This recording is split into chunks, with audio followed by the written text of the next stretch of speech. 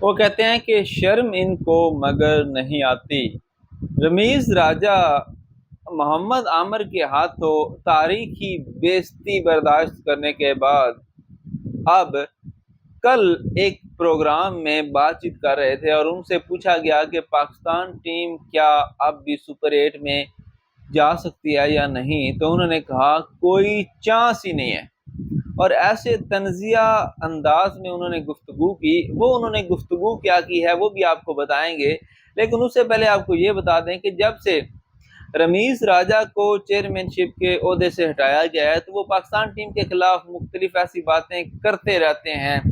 جو کہ ایک وہ کیا کہتے ہیں کہ وہ ایسی باتیں کرتے ہیں جو دشمن بھی نہیں کرتے۔ مطلب انڈیا میں بھی جو جرنلسٹ ہیں وہ ایسی باتیں شاید نہیں کرتے ہوں گے جو رمیز راجہ صاحب پاکستان ٹیم کے خلاف کرتے ہیں۔ ابھی حال ہی میں کل کے دن بلکہ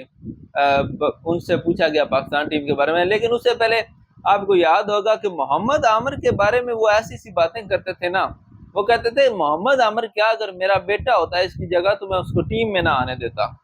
اور ایسی ایسی باتیں انہوں نے ایسے دعوے کیے ہوئے ہیں کہ جب محمد عامر ان سے مین آف دی میچ کا ایوارڈ لینے گئے تھے نا، اگر ان میں غیرت ہوتی تو مائک وہیں پہ پھینک دیتے، کہتے میں نہیں دیتا اس کو انعام، یہ تو میچ فکسر ہے۔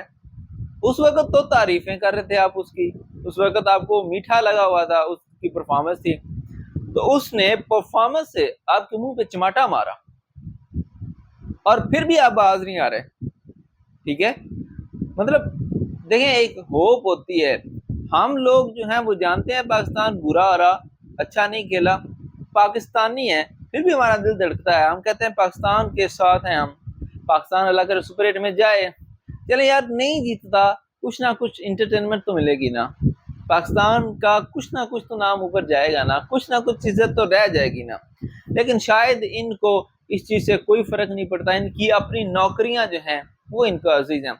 کل ان سے ایک سوال کیا گیا جس پہ بھارتی میڈیا بھی کافی زیادہ رپورٹنگ کر رہا ہے کہ بھئی آپ کے تو اپنے کہتے ہیں ان کا کوئی چانس نہیں ہے، تو رمیز راجہ صاحب کہتے ہیں کہ جی کوئی چانس نہیں ہے، یہ تو آئرلینڈ سے بھی بری کرکٹ کھیل رہے ہیں، اور مجھے پوری امید ہے کہ امریکہ جو ہے وہ آئرلینڈ کو ہرا دے گا، اور پاکستان جو ہے اس کو آپ بیگ پیک کر لینے چاہیے، اور یہ ڈیزرو ہی نہیں کرتے آگے جانا، تو ہمیں تو دیکھنی نہیں چاہیے، اور ابھی مطلب اس طرح کی باتیں وہ کرتے رہے۔ اور وہ کیا کہتے ہیں،